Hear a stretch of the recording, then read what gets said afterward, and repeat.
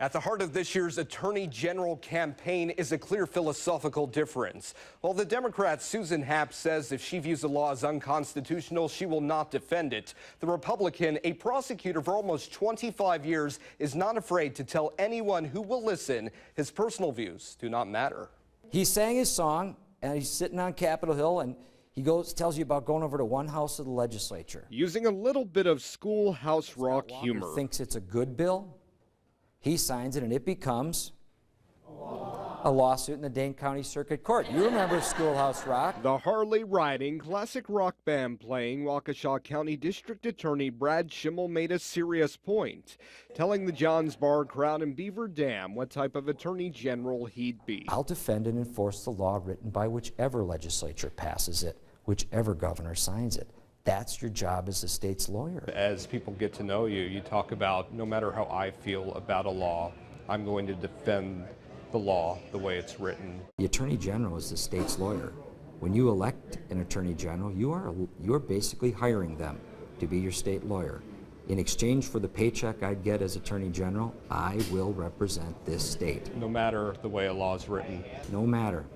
For instance, with gay marriage, we're now done arguing this because the 7th Circuit Court of Appeals decision has now become the law of the land in Wisconsin. As a husband and father, Schimel is passionately anti-abortion, even bringing up his 2 adopted daughters in his ad. father of 2 girls. And their birth mothers along the campaign trail. So I'm very grateful to those 2 young women, and they're heroes to me, for bucking the trend that often says you should take the easy way. When we talk about women's rights, because that's what your opponent consistently messages in her commercials. I'll stand up to those who think politicians, not women and their doctors, should make health care decisions. Would you work to make any changes to abortion laws in Wisconsin? So I am pro-life, but I respect the law of the land, and I won't interfere with that. Brad Schimel puts public safety ahead of politics. Schimel says his top priority will be stopping Wisconsin's heroin epidemic by pushing lawmakers for an increase in the $5 million already being spent on support, training, and better opiate protection through expanded drug treatment courts. Not just startup grants, but ongoing funding of these programs, because the beneficiary of a successful drug treatment court is ultimately the State Department of Corrections. But overall, this is a race that's become about who's toughest on crime.